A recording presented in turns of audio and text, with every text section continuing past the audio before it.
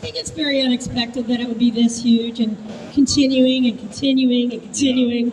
You know, it's like Naruto and Boruto and Dorito. You know. That's a sponsor, by the way. Yeah. Is it? It's a good gig. Doritos? Boruto, presented by Dorito. Anyway, do you have any other questions? For both of y'all, you have obviously you voiced Jiraiya and in Naruto. Why do you guys individually think, especially specifically for Naruto, when you have these anime main characters that people identify with and just really learn to love, like what do you think? What do you think are Naruto's qualities that people identify with so much? I meet a lot of people all over the world and the country, and I hear what the qualities are that people tell me what they like, and it's that he's loyal, he never gives up. A lot of people come up to me and tell me very personal stories of overcoming things like a crappy childhood, or like they had to get through law school or nursing school or whatever it is, or lose weight. I mean, it's crazy the stories that I hear, and so I think they admire his never giving up and always persevering and finding his tribe. You know what I mean? We all need to find our tribe, and I think that's really important. Those are some of the things I think. Well, that's really good. I think the fact that Naruto has blonde hair makes him popular. And that he wears an orange suit in public. Yeah. That's true. All that great stuff. I'm out of the show now. I'm dead. So I can say whatever the hell I want. Hey, I'm alive in reruns, mister. Okay. What about you like that one? Does your seat vibrate like mine? Go ahead. Dr. Applesauce, please. What do you so specifically for Jiraiya? So for me, let me speak to me. I love the character of Jiraiya. Oh gosh. Because obviously,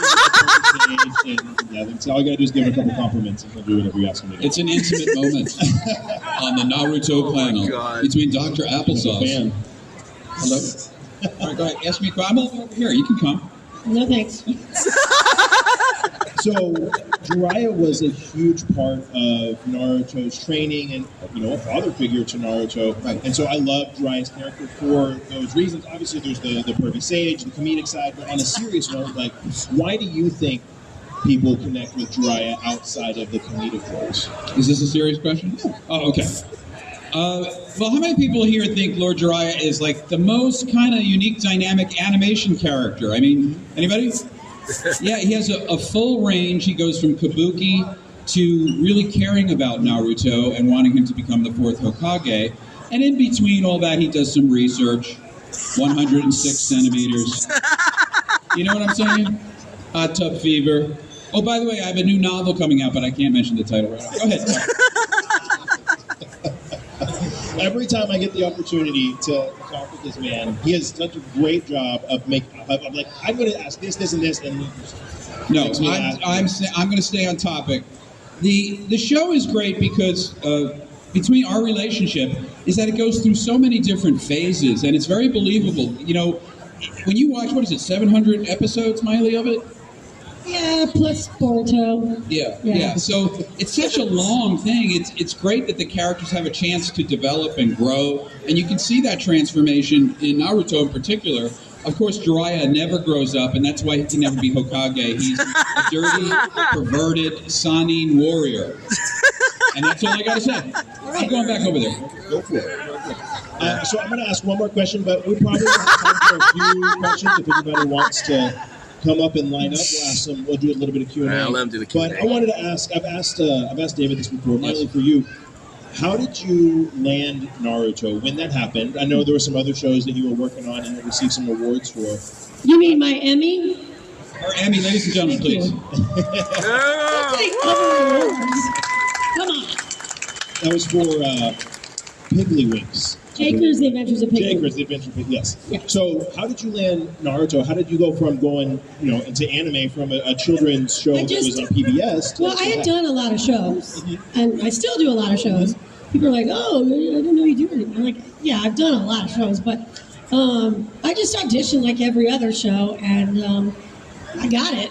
And then I kind of went home. It was before Google, so I didn't even Google it. I had to look it up. I don't know how I did, but I was like, this thing is huge.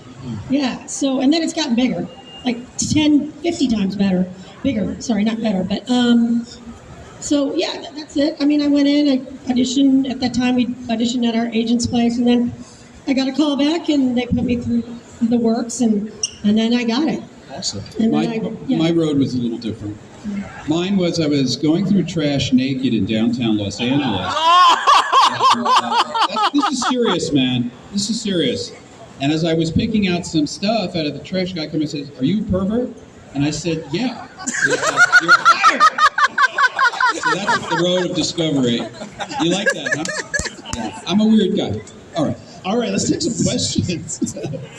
So, throughout voicing your characters for a long period of time, did you ever pick up any of the qualities from the characters? Like, did you ever see yourself in the characters and be like, I feel inspired by that quality. I want to be more like the character I voiced.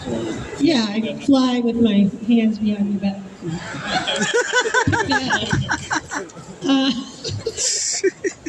I mean, I guess the can-do thing, once you say it 1,000,000 times, along with my name, as if people don't know who they're talking to. Yeah, I mean, I think the can-do spirit, it's a good reminder. It's a good reminder that people are, flawed. That they make. I mean, the good thing about the show is people make mistakes. It's not like the old, superhero, and, then there's the princess. I'm never the princess, and never will be. But the DMV guy, I'll be that guy. Or the gym coach. Yeah, get a lot of those. She was a principal. That's the answer. I didn't know if you wanted to answer. You want eggs? What? I didn't know if you wanted to answer as well. Oh, answer. I think you want eggs. I'm sorry. Sure, scramble. Yeah, we take some of the.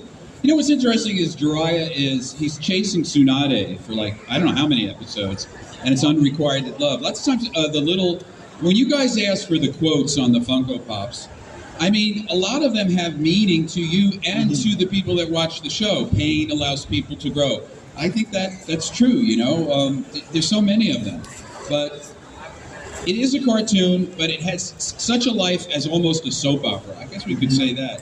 So there's little moral lessons throughout. Otherwise, you wouldn't watch it, right? It'd be like silly stuff. But you actually feel for the characters, and when they die, like in my case, I mean, so many of you have cried and stopped watching the show for a while. That says something. It says you were affected. And I cannot tell you, this is true. I'm being very serious, Dr. Apatow. No, this is true. And Maile, I have a lot of men, I don't know about Maile, men and women that come up to me and say, I didn't have a father, or I didn't have a mother. And you guys filled that role. I came home from school, I watched Naruto, and it made me feel comfortable. It made me feel happy. It made me identify. Or they're picking on me at school. And this show really helps me get through hard times. So I have a few people that I look after I call them up, make sure they're okay. That's a very good answer. Thank you, man. Thanks so much. I don't. No. I call you. That's my brother. Oh, I let the secret out.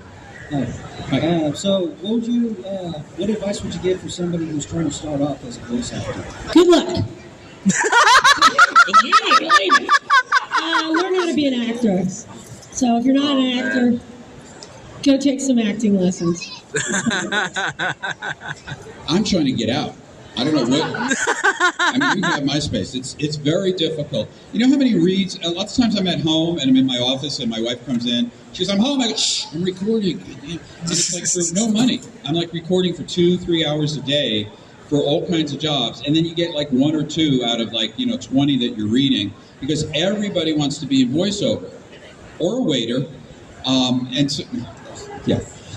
No, it's really hard to get into voiceover and have a career nowadays, where it's supporting your family and you. It's like a sideline, really. It's too hard.